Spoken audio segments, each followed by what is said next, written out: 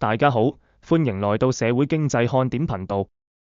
想象一下，你在國外工作，想給國內家人匯錢，不用等好幾天，不用付高額手續費，幾秒鐘就到賬了。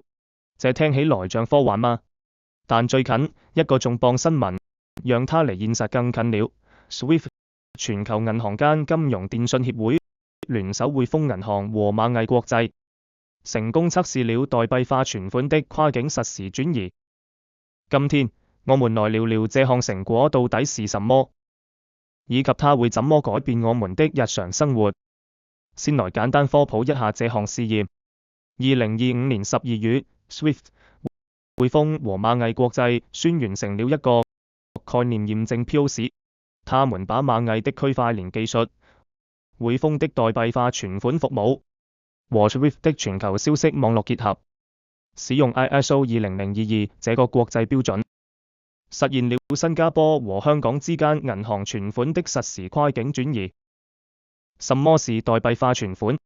簡單說，就是把傳統的銀行存款轉換成數字代幣 token， 就像把現金變成區塊鏈上的數字資產，但它是100%由銀行背書的、受監管的，不會像加密貨幣那樣波動大。關鍵點，實時結算，不再等幾天，24/7全天候瞬間到帳，低成本，減少中間環節，手續費大幅降低，高透明、安全，繼承了銀行的反洗錢和制裁篩查系統，互操作性強，不用每個機構單獨開發連接。未來更多銀行和平台都能無縫對接。這項試驗是首次在 SWIFT 網絡上用 ISO 20022支持代幣化存款跨境支付，標誌住傳統金融和區塊鏈的完美融合。當前跨境支付有什麼問題？速度慢，平均需要1到5天；費用高，手續費有時高達6%到7%；不透明，錢去哪兒了不知道。這項成果直接針對這些痛點。螞蟻國際的高管月，這能引導代幣化存款在 ISO 20022下的標準化。匯豐表示，這將構建更連接的數字貨幣生態。SWIFT 強調，它結合區塊鏈能帶來巨大價值。這不是孤立的試驗，它是全球金融數字化的大趨勢的一部分。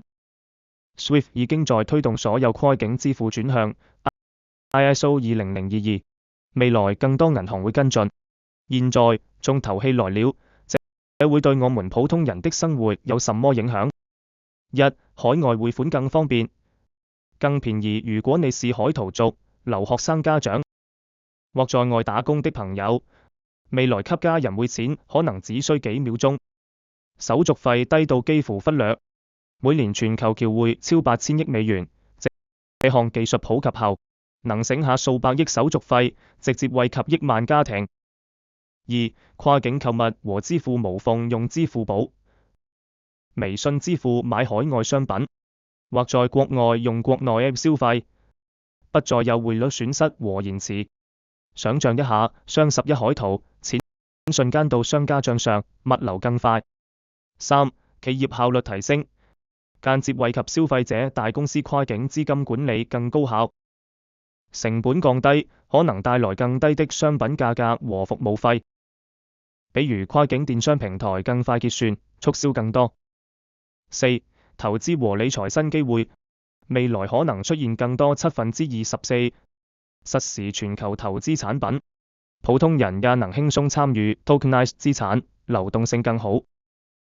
5. 更安全的數字金融，因為繼承銀行合規系統，不會像野蠻加密貨幣那樣風險高，但享受區塊鏈的速度和透明。當然，這還只是試驗階段，全面落地可能需要幾年，但趨勢已經不可逆轉。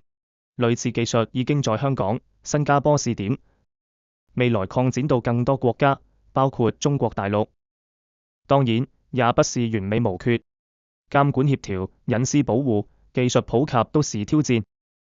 但三大巨頭的合作，顯示行業在積極推動標準化。展望未來，這可能是央行數字貨幣 CBDC 和穩定幣的橋樑。讓全球支付進入即時時代。